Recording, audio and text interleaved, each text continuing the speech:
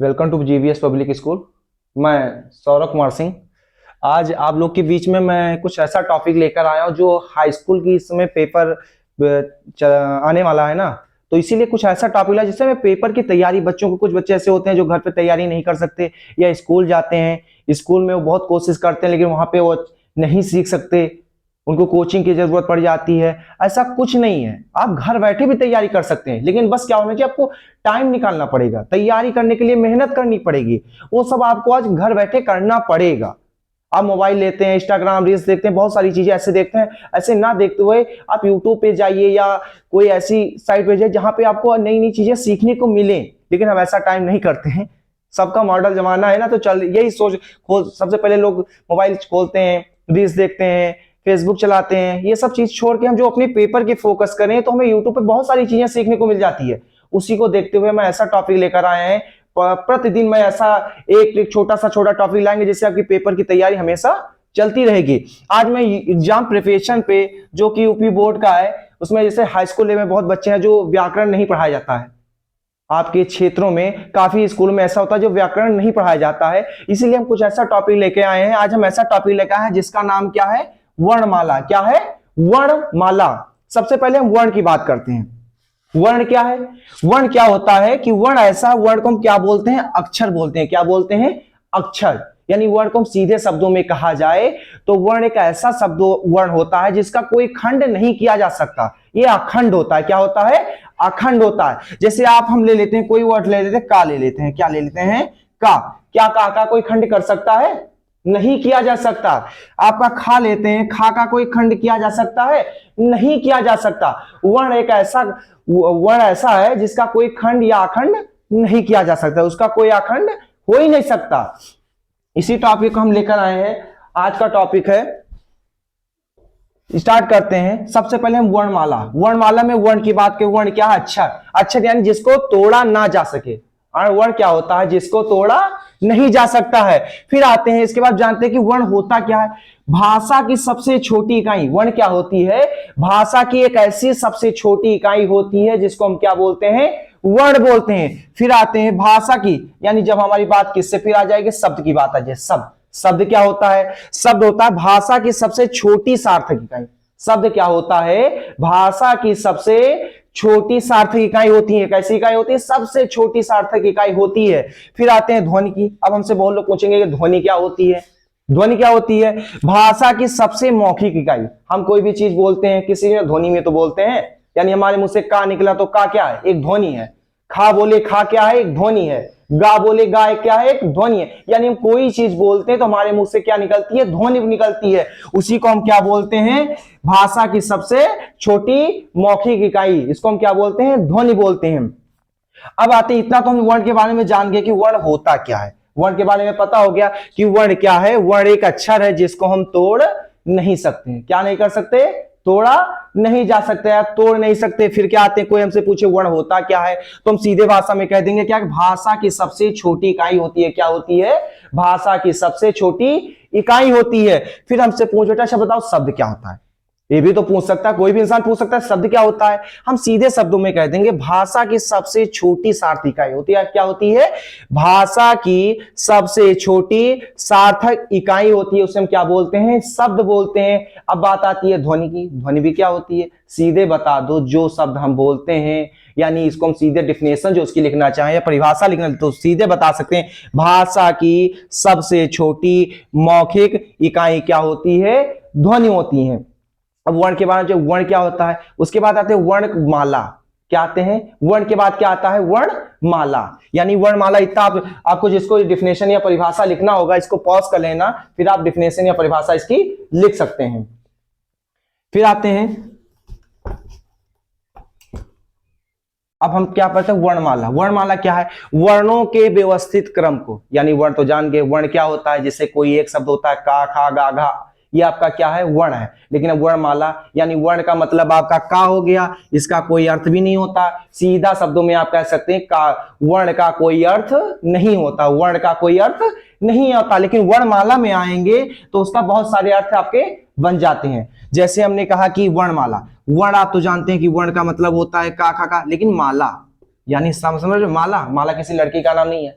ये भी समझ आए। माला क्या है, जैसे आपने फूल का माला देखा, लेकिन जहां पे एक फूल होता है उसको हम क्या बोलते हैं, मान लीजिए कोई ये फूल है, क्या है, हम इसको बना लेते हैं, छोटा सा कोई फूल बना लेते हैं, इसको आप क्या बोलेंगे, फूल बोलेंगे, क्या बोलेंगे, फूल बोलेंगे। लेकिन इन्हीं फूलों को हम लगातार जो एक धागे में गूंथे हुए चले जाते हैं, यानी बुनते हुए चले जाते हैं, ऐसे हम किसी फूल को बना लेते हैं, तो इसको हम क्या बोलते हैं, कोई ना कोई, जिससे भी पूछोगे इसको कोई फूल नहीं बोलेगा, इसको क्या बोलेगा, माला बोलेगा, बोलेगा ना, माला बोले, क्यों, क्योंकि यहाँ पे एक फूल है, क्या है, यहाँ पे एक है, तो इसको क्या बोलेंगे, फूल बोलेंगे। लेकिन यहाँ पे कई सारे फूल है, तो इसको हम क्या बोलते हैं, माला।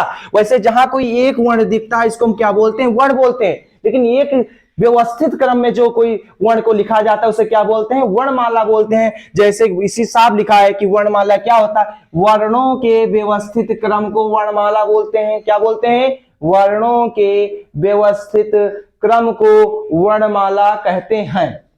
समझ में आ गया। जैसे अभी हमसे आपसे कोई पूछता है कि अच्छा बताओ वर्ण क्या होता है, तो आप सीधे शब्दों में बता दो कि वर्ण क्या होता है, का, ये क्या है आपका, वर्ण है। कोई कहे कि आपको क्या बोल दे, जा, ये क्या है, वर्ण है।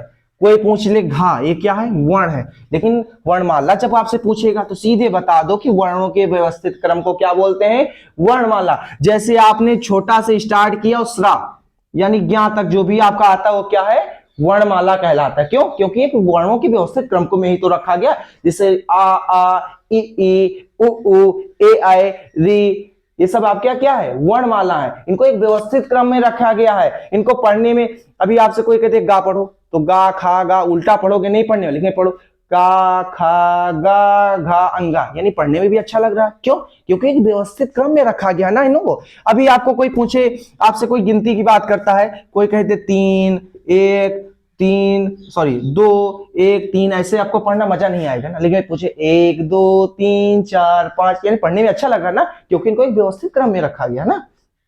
ऐसे आते हैं। अब आते हैं वर्ण। वर्ण को कितने भागों में बांटा गया है, सीधे बता देते हैं। वर्णमाला को कितने भागों में बांटा गया है, 2 भागों में। पहला क्या है आपका, स्वर। पहला क्या है, स्वर। और दूसरा क्या होता है, व्यंजन।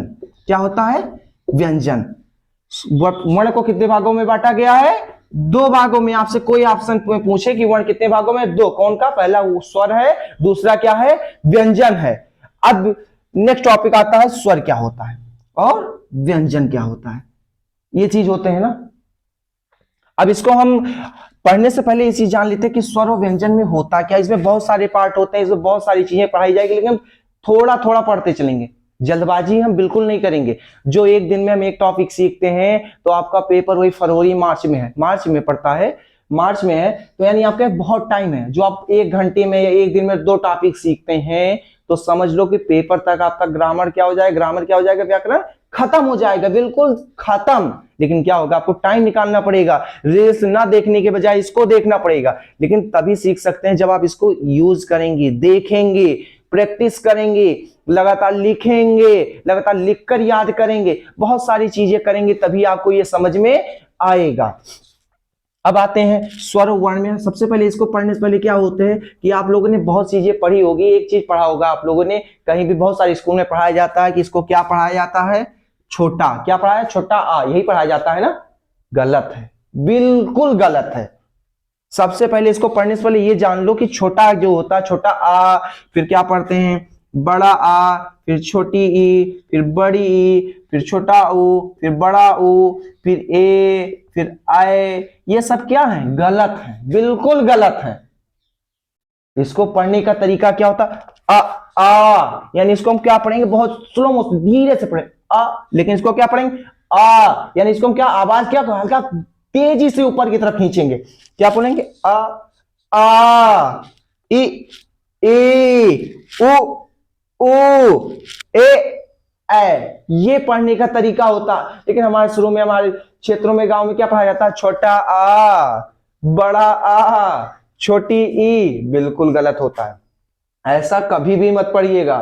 अब जब भी पढ़ना या किसी को पढ़ाना तो क्या पढ़ाना, आ ई उ ए ओ औ, इस तरह पढ़ाना। समझ में आ गया। अब इतना तो आप सीख ही होंगे। और यही सारी चीजें क्या है, आपके स्वर हैं। यही सारी चीजें आपके क्या है, स्वर हैं। यानी जितने में मजा आ जाए। स्वर क्या होता है? जिनको बोलने में कोई रुकावट ना आए, जिनको बोलने में कोई, जितने वर्णमाला में ऐसे शब्द देख लो जिनमें बोलने में जैसे आ ए ओ, इसमें कोई रुकावट आ रही है, लेकिन विपुल क ख ग, ये सब क्या है? व्यंजन है। क्यों? क्योंकि इसको बोलने में क्या होता है कि जो ध्वनि होती है, ध्वनि रुक के आती है, इसे बोलते हैं क। अब यहां पे आप सीधे हाथ रखकर देखिए, बोले क, तो यहां पे देखिए हल्का झटकन टाइप का आता है, मतलब शरीर क्या हो जाता है कि जो कंठ होता है हल्का रुक कर आता है। लेकिन देखो आ ई उ, कहीं आपके देखिए यहां पे पकड़ के देखिए आ ई उ, कहीं आपको आवाज आ रही, कहीं रुक रहा है, कहीं झटका लग रहा है? नहीं लग रहा है ना। सीधे यही चीज होता है। आप यहाँ पे हाथ रखिए और छोटा बड़ा पढ़ना स्टार्ट कर दीजिए, और जहां जहां आपको ये हल्का रुके ना, वहां समझ लो स्वर है, और जहां रुक गया ना, जहां रुक गया वहां जान लो व्यंजन है। सीधा तरीका बता रहे हैं। आप पकड़िए आ ए ओ, नहीं आ रहा, क ख ग, लग रहा कोई मार रहा है। समझ में आ गया? जहां आपको ऐसे शब्द लगे वहीं समझ जाइए कि व्यंजन है। अब आते हैं इसकी परिभाषा के बारे में। तो इसका परिभाषा आपको नेक्स्ट एपिसोड में बता देंगे, नेक्स्ट टॉपिक में बताया जाएगा। इसके लिए थोड़ा थोड़ा आज पढ़ाते चलते हैं। इसमें बहुत सारी चीजें हैं जो आपको बहुत धीरे धीरे पढ़ाई जाए, लेकिन आपको स्टार्टअप है। स्टार्टअप मतलब समझते रहो, आपका पेपर की तैयारी करा रहे हैं। हमें पढ़ाना हो तो पूरा एक ही दिन में खत्म कर सकते हैं, लेकिन नहीं चाहते, क्योंकि बहुत लोग होते हैं बोरिंग महसूस करते हैं। ऐसा कुछ नहीं है, थोड़ा थोड़ा, जैसे आप खाना खाते हैं ना, तो आपकी एक थाली आ गई, थाली में दाल चावल रोटी सब्जी जो भी कुछ आ गया ना, तो ये हम क्या करते हैं, एक ही बार में पूरा खाना नहीं, उसको तोड़ते हैं। तोड़ने के बाद उसको क्या करते हैं? मुंह में रखते हैं। मुंह में रखने उसको क्या करते हैं? चबाते हैं। चबाने के बाद तब उसको निकलते हैं। जब इतना का एक थोड़ा सा खाना खाने के इतना प्रोसेस है, तो हम पढ़ने के लिए उसको छोटा थोड़ा थोड़ा काहे नहीं पढ़े? जब थोड़ा थोड़ा पढ़ेंगे तो उसको पढ़ भी लेंगे, याद भी आ जाएंगे, याद भी हो जाएगा, और क्या होगा? पेपर की तैयारी हो जाएगी और बोझ भी नहीं लगेगा। अभी महीने भर का खाना आपके सामने रख दिया, खा पाओगे? नहीं खा पाओगे। क्यों? अरे भैया इतना खाना कौन खाता है? समझ में आ गया? तो इसको हम नेक्स्ट टॉपिक में पढ़ाते हैं। तब तक के लिए